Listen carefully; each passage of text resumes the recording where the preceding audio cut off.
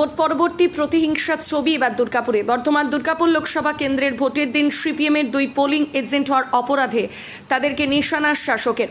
অভিযোগ গাড়ি ভাঙচুর আর দোকানে আগুন লাগিয়ে দেওয়ার। ভিত্তিহীন অভিযোগ পাল্টা দাবি তৃণমূল নেতৃত্বের। চাঞ্চল্য দুর্গাপুর ইস্পাত নগরীতে। দুর্গাপুরের 2 পৃথক ঘটনায় ফের শাসকের সন্ত্রাসের ছবি সামনে এলো। প্রথম ঘটনাটি ঘটে দুর্গাপুরের 3 নম্বর ওয়ার্ডের বিজনের আইনস্টাইন এলাকায়। গত 13ই মে বর্ধমান দুর্গাপুর লোকসভা নির্বাচনের দিন দুর্গাপুর পূর্ব বিধানসভা কেন্দ্রের ডিআইভি স্কুলের 79 নম্বর বুথে সিপিএমের পোলিং এজেন্ট ছিলেন প্রসূন পালিত। সেই দিন বেশ কিছু অচেনা মুখ ভোট দিতে এসেছিল বেশ কিছু লোকজন। অভিযোগ সেই দিন শুধুমাত্র বুথ স্লিপ দিয়ে ওই লোকজন এসেছিল ভোট দিতে, আর এর প্রতিবাদ করেছিলেন প্রসূন পালিত। আটকে দিয়েছিলেন ছাপ্পা ভোট। সেই দিন থেকেই টার্গেট ছিল প্রসূন পালিত। ভোট না দিয়ে ফিরে যেতে হয় ওই লোকজনদের। আর এরপর গতকাল ভোটের ফল ঘোষণা হওয়ার পর রাতে সিপিএমের ওই পোলিং এজেন্টের বাড়ির সামনে দাঁড়িয়ে থাকা 4 চাকা গাড়িতেও ব্যাপক ভাঙচুর চালায় দুষ্কৃতীরা। প্রসূনবাবু ও তার পরিবারের অভিযোগ, এরা তৃণমূল আশ্রিত দুষ্কৃতী। সেই দিন ছাপ্পা ভোট রুখে দেওয়াতেই তার উপর এই আক্রমণ। এখন গোটা পরিবার প্রাণ সংশয়ে ভুগছে। ঠিক এই ঘটনার রেশ কাটতে না কাটতে বা দুষ্কৃতীদের টার্গেট দুর্গাপুরের 2 নম্বর ওয়ার্ডের মহুয়াবাগান এলাকার বাসিন্দা মোহাম্মদ আলী শেখের মেয়ের দোকান। মোহাম্মদ আলী শেখ সিপিএমের পোলিং এজেন্ট ছিল। মহুয়াবাগান শিশু শিক্ষা কেন্দ্রের সিপিএমের পোলিং এজেন্ট ছিলেন মোহাম্মদ আলী শেখ। ব্যাস এটাই ছিল তার অপরাধ। গতকাল রাত্রি 2টো নাগাদ মহুয়াবাগানে থাকা টেলারিংয়ের দোকান, সিপিএমের নেতার মেয়ে টেলারিংয়ের দোকান আগুন লাগিয়ে দেয় দুষ্কৃতীরা। এই ক্ষেত্রে অভিযোগের আঙুল ওঠে তৃণমূল আশ্রিত দুষ্কৃতীদের দিকে। একটি বেসরকারি ব্যাংক থেকে ঋণ নিয়ে টেলারিংয়ের দোকান করেছিলেন এই সিপিএম নেতার মেয়ে ফিরোজা খাতুন। এখন সব আগুন পুড়ে যাওয়ায় খাবেন কি তা ভেবে কান্নায় ভেঙে পড়লেন তিনি। গোটা ঘটনায় টানটান উত্তেজনা দুর্গাপুর ইস্পাত নগরীর বিজন এলাকার 2 প্রান্ত। অভিযোগ অস্বীকার করেছে তৃণমূল নেতৃত্ব, কিন্তু ভোট পরবর্তী প্রতিহিংসার এই ছবিতে রীতিমতো আতঙ্কিত বিরোধী শিবির শুধু নয়, সাধারণ অসহায় মানুষও। দুর্গাপুর থেকে পরিতোষশীলের রিপোর্ট, সোজা কথা নিউজ, পশ্চিম বর্ধমান। কংগ্রেসের কোনো কর্মী এরকম ধরনের করবে না, আমি নিশ্চিতভাবে বলছি। কিন্তু তার সঙ্গে আমার এটাও বলার আছে, মার্ক্সবাদী কমিউনিস্ট পার্টি 34 বছর এখানে ছিলেন, তাদের যে মানে গুন্ডাগিরি, যা পালনগিরি, সেদিকে সবাই লক্ষ্য করেছে। 2011 সালে ক্ষমতায় আসার পরে মমতা বন্দ্যোপাধ্যায় বলেছিলেন বদলা নয় বদল চাই। সরকারটা বদল চেয়েছেন, কিন্তু বদলা চাই। আমরা এখনও বলছি বদলা চাই না, কিন্তু যেভাবে তারা এই ইলেকশনের গণনার 4-5 দিন আগে যেভাবে গুজব ছড়িয়ে যে তৃণমূল কংগ্রেস একদম মুছে যাবে, সিপিএম হয়তো জলজল করবে, কিন্তু তার উল্টোটা হওয়ার জন্য আজকে তারা ভারতবর্ষে একটা সংসদের পদ পেয়েছে। এদের হয়তো লজ্জা লাগছে, তারা হয়তো ভয়ে আতঙ্কে আছে। কোনো লোক দেখলেই, কোনো মানুষ দেখলেই ভাবছে বোধহয় তৃণমূল আমাকে মারতে আসছে। সে কথাটা নয়। কিন্তু যদি কোনো অভিযোগ থাকে, আমরা আপনারা সংবাদ মাধ্যমের কাছে আমার নিশ্চয়ই শুনতে পাচ্ছেন, আমার নাম্বার নেবেন, আমি আপনাদের কাছে পাশে দাঁড়িয়ে থেকে এরকম ধরনের আচরণ কেউ করবেন না।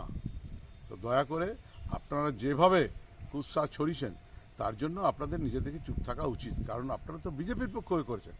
আজকে নরেন্দ্রবাবুর হয়ে টিভি মিডিয়াতে বসে প্রত্যেক দিন একই, সব শিয়ালের একইরা, সেই রকমভাবে একই কথাবার্তা বলেছেন। কুৎসা, নিন্দা, লক্ষ্মী ভাণ্ডার নিয়ে উপভোগ করেছেন। তার ফ্যামিলির লোক, তারা স্বাস্থ্যসাথী কার্ড নিয়ে তাদের ফ্যামিলির লোক চিকিৎসা করেছেন। আর সেই দিকে দাঁড়িয়ে এত উন্নয়ন হয়েছে বাংলার মাটিতে। বাংলার মা মমতা বন্দ্যোপাধ্যায় নিজে প্রতিষ্ঠিত হয়েছেন মা মাটি মানুষের আশীর্বাদ নিয়ে। তিনি হৃদয়ের মানুষ, সেই জন্য দয়া করে এরকম করবেন না। রাজনীতি করুন, কিন্তু এরকম ধরনের করেন না। আমাদেরকে ডাকবেন। আমারও সিপিএমের আমলে, 34 বছরের আমলে সিপিএমের অনেক বন্ধু বান্ধব ছিল, তাদের কাছে আমরা ক্লাস করতে যেতাম। আপনাদের যদি মনে হয় আমার সঙ্গে যোগাযোগ করুন, আমি আপনাদের পাশে থাকবো। Thank you. দোকানের অবস্থাটা হয়েছে, আমরা পার্টি করি সিপিএম, লেকিন আমাদের সঙ্গে কোনো রকম ওদেরকে কোনো ঝুট ঝামেলা নেই, কিছুই নেই, বুঝলেন। এবার কী জন্য ওরা আগুন লাগাইলো সেটা আমরা জানি না। বুথে বসেছিলেন? বুথে তো থাকি, বুথে আমরা এর আগেও থাকতাম। কোন বুথে বসেছিলেন? আমরা এই যে মূলবাগানের বুথে। পোলিং এজেন্ট ছিলেন? হ্যাঁ, পুলিশ এজেন্ট। কালকে রাতে বেলা হয়েছিল? কালকে রাত্রেবেলা এটা 12টার সময় লাগিয়েছে না কখনই লাগিয়েছে, এটাই আমরা জানি না। হ্যাঁ, পুলিশ আমাকে ঘর থেকে ডেকে নিয়ে এসে 2:30টার সময় যে তোমার দোকানে আগুনটা লাগিয়ে দিয়েছে। এসে দেখছি সব পুড়ে, ও যেরকম আছে সেই রকম সব হয়ে গেছে। শুধু সিপিএম করার অপরাধেই হলো? হ্যাঁ, সিপিএম করার অপরাধে হয়েছে এইগুলো, বুঝলেন। এখন কি করবেন? এখন আপনার তো পুরো শেষ হয়ে গেল। হ্যাঁ, তো শেষ হয়ে গেলে, লেকিন তাও আমরা পার্টি ছাড়ছি না, পার্টিকে লড়ে যাব। তৃণমূল আশ্রিত করেছিলেন, যারা হ্যাঁ। করেছে তারা কারা? ওই তৃণমূলটা। পার্টি করবেন? হ্যাঁ, পার্টি লেকিন আমরা চাচ্ছি না। কি নাম আপনার? আমার নাম মোহাম্মদ আলী স্যার। সংখ্যালঘু পরিবারের মহিলা তারটা এইভাবে ভেঙে পুড়িয়ে দিতে হবে। এটা বিজয় উৎসব, তারা করেছে মনে হচ্ছে। আর মনে হয় কি তৃণমূল কংগ্রেস করেছে, কারা করেছে তাদের নাম বলেছে যে কারা করেছে সন্দেহ হচ্ছে, দুটো জায়গাতে তাদের নাম বলা হয়েছে, পুলিশকে বলা হয়েছে। অপরদিকে আরেকজনের গাড়ি ভাঙচুর করা হয়তো ওখান ওর বাড়ি হয়ে এলাম আমরা আইনস্টাইনে, ওইখানে হচ্ছে যে একই ঘটনা। ও হচ্ছে পোলিং এজেন্ট ছিল, ফলস পোলিং করতে দেয়নি।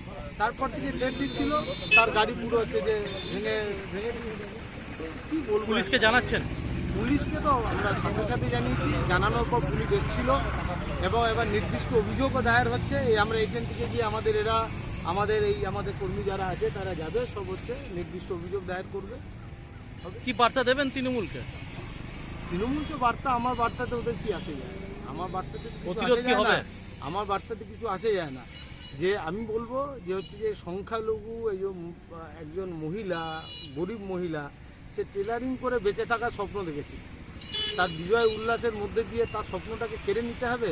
তাদের যদি মনে করে কিছু বার্তা আছে, ওরা বার্তা নেবে। আর কারা করেছে এটা প্রকাশ্যে নাম বলছে, পাড়ার সবাই নাম বলছে যে বান্টি সিং না কে আছে তার নেতৃত্বে ঘটনা ঘটে, প্রকাশ্যে সবাই বলছে, পাড়ার সবাই বলছে। তাহলে তৃণমূল যদি মনে করে এদের প্রশ্রয় দিয়ে হচ্ছে সুবিধা হবে। ঘটনাটা ভোটের দিন ওরা ফলস ভোট দিতে এসেছিল তৃণমূলের লোকজন, তা আমি আটকে দিয়েছিলাম। আপনি কি করেন? আমি ডিএসপিতে সার্ভিস করি। আপনি কোন পার্টি করেন? সিপিএম। আচ্ছা, সিপিএমের পোলিং এজেন্ট ছিলাম, তো আমি আটকে দিয়েছিলাম। তখন ওরা উইদাউট আই কার্ড ছাড়াই ভোট দিতে চাইছিল বারবার।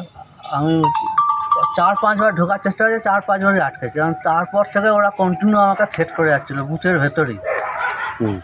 তারপর আমি চিৎকার চেঁচামেচি করার পর সেন্ট্রাল ফোর্স এসে ওদেরকে বার করে দেয়। এবং তারপর থেকে ওরা আর কি ভেতরে ঢুকতেই পারেনি, কিন্তু ওদের রাগটা ছিলই, থ্রেট করেই যাচ্ছিলো কন্টিনিউ। তারপর কালকে এরকম ঘটনা ঘটে গেছে। কালকে কি ঘটনা ঘটেছে?